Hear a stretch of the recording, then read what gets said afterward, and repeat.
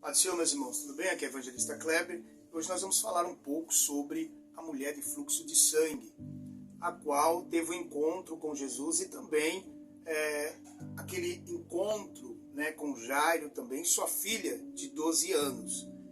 O que nós vamos passar aqui para tirar algumas dúvidas que a gente escuta por aí, alguns teólogos, alguns historiadores dizem que o nome dessa mulher era Verônica.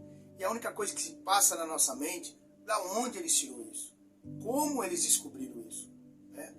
Jairo era marido dela. Outros dizem que era Zaqueu.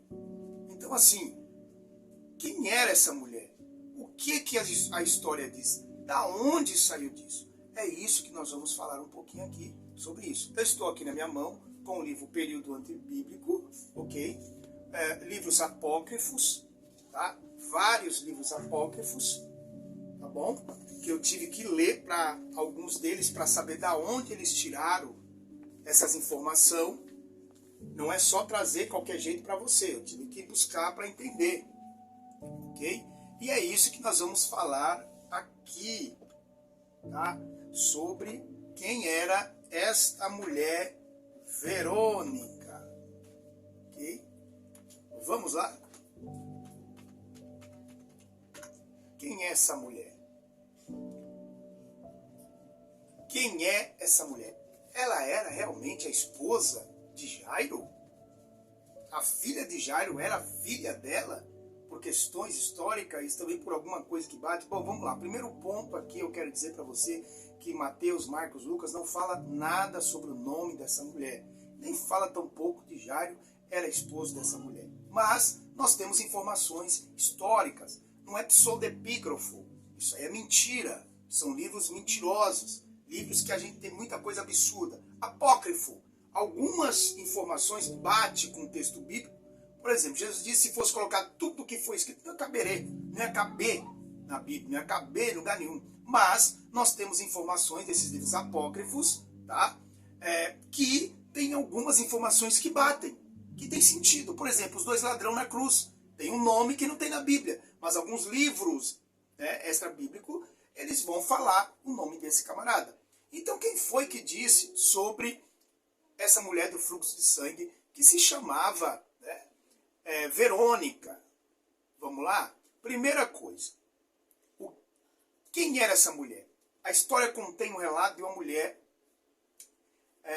sobre a mulher do véu, que se chamava Verônica. Um lenço de uma mulher que durante o caminho percorrido até o Calvário, ela parou, enxugou o rosto e ficou aquele rosto naquele pano. Essa mulher, ela é identificada, segundo a história, como Verônica, como essa mulher do fluxo de sangue, ok? O que diz a história? Essa mulher é citada no livro apócrifo. Vou te falar já qual livro que é. Atribuída a data da mulher do fluxo de sangue, dos milagres contados na Bíblia, foi curada de uma hemorragia recitada no livro de Mateus 9, Lucas 8, tá? Uma obra apócrifa do século IV, essa obra, ok? Cujo autor é Nicodemos, ok? Ele que escreveu esse relato apócrifo. São narrações sobre Jesus Cristo no tempo de Pôncio Pilato. Narra episódios da crucificação, ressurreição. Em nada acrescenta aos livros canônicos. Ou seja, não vai mudar nada. É algo assim que ele coloca como histórico. E não vai fazer nenhuma diferença. Tá? Você pode até comentar, segundo a história, segundo diz. Mas nós vamos falar por que você pode comentar, ok? Vamos lá. Acrescenta o livro canônico. Seu nome é Verônica, que em grego é Berenice, aquela que leva a vitória. O nome latino, Verônica, não aparece na Bíblia. O som desse nome faz pensar a frase latina, vera icona, verdadeira imagem, o que pode ter contribuído à criação da história da mulher que enxuga o rosto de Jesus. Bom, vamos lá. Aonde está essa informação? Está no livro, o livro apócrifo Atos de Pilatos, ok? Ponto. Preguei. Quem é o autor? Nicodemos, ok? Ele que escreveu esse relato, tá? Certa mulher chamada Berenice Verônica começou a gritar de longe, dizendo, encontrando o doente com hemorragia, toquei extremidade do seu manto e hemorragia, que ao vindo tendo por 12 anos consecutivos, parou os judeus e disseram: existe um preceito que proíbe apresentar uma mulher como testemunha. A citação sobre o rosto de Jesus foi adicionado o relato escrito acima, no qual conta-se a história, que ela posteriormente usou este véu para curar o imperador romano Tibério, cura de Tibério. Aqui é um relato do livro apócrifo, tá, de Atos de Pilatos, que ela curou uma doença dele com esse véu, ok? E carregando a cruz, a aparição milagrosa da imagem ocorreu por volta de 1380, num livro intencionalmente famoso da época, chamado de Meditações sobre a Vida de Cristo.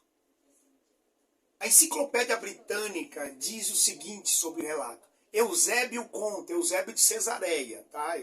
É um historiador, tá bom? Muito bem conceituado aí pelos teólogos, e há necessidade, porque até sobre a história de Constantino, você tem que ter o livro de Eusébio, para saber muita informação, ok? De Filipe. Vivia uma mulher quem Cristo havia curado de um problema hemorrágico. A lenda não demorou em dar a ela um nome. Primeiro veio o Eusébio, aí a lenda já veio por cima contar, colocar um nome. Olha o que Eusébio está dizendo. No Ocidente, ela foi identificada como Marta, de Betânia. No Oriente, ela foi chamada de Berenique, ou Beronique, o nome aparentando-se a obra tão antiga quanto o Atos de Pilatos, cuja primeira versão do século IV.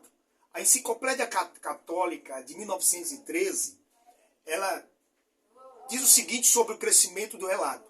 A crença na existência de imagem autêntica de Cristo está ligada com a velha lenda do rei Abegar. E o texto apócrifo conhecido como Mar de Pilates, a morte de Pôncio Pilatos, para distinguir em Roma, mais conhecido, mais antiga desta imagem. Ela foi chamada de Vera Icon, imagem verdadeira que a língua comum transformou em Verônica.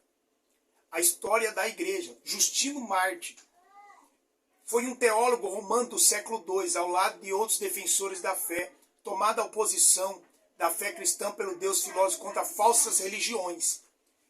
Olha o que ele disse. Estas coisas aconteceram a vocês. Pode comprová-las pelo Atos de Pôncio Pilato. Olha o que ele disse. Comprová-la pelo Atos de Pôncio Pilato. As cartas apologéticas foram escritas e adereçadas nominalmente ao imperador romano Antônio Pio e ao governador romano Urbino. Todos eles viveram entre 138 e 161 depois de Cristo.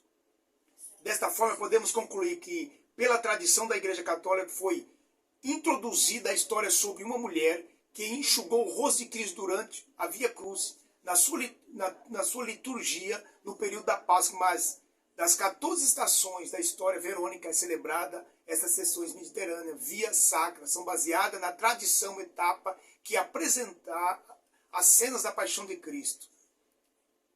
Então, preste atenção aqui. Por que eles falam isso? Eles encaixam essa história por causa que essa mulher tinha 12 anos de hemorragia, e também porque aquela filha de Jairo tinha também 12 anos. E também Jairo, tá? Eles falam que era o marido dessa mulher. Tá? E como essas mulheres tinham esse problema, ela tinha que ficar num convento, num ambiente separado, para mulheres que tinham fluxo de sangue que não parava até nos seus dias, então o Jairo não podia viver com ela. E quando essa menina, ela nasceu, primeiro entenda, vai informação boa para você. Essa mulher, ela teve essa menina com 20 anos. E aos 20 anos, ela teve um problema de fluxo por questão histórica, tá? E também por questão de Davi, a qual historiadores dizem também que quando Davi, em 2 Samuel capítulo 3, Davi amaldiçoou Joabe, que Joabe era o general fiel a Davi, só que ele era impulsivo, ele fazia as coisas sem pensar.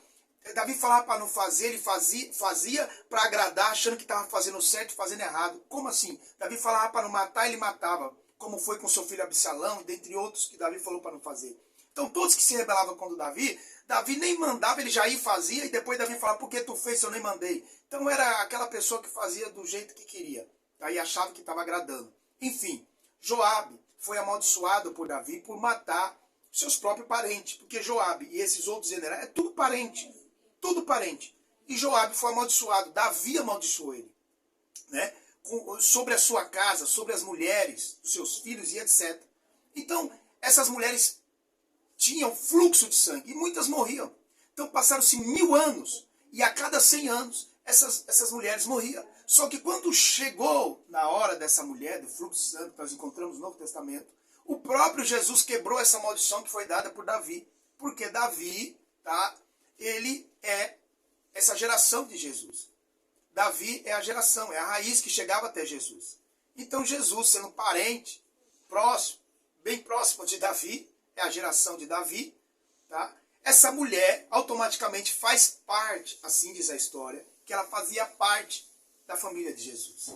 Era parente de Jesus. Então preste atenção como a história diz, tá?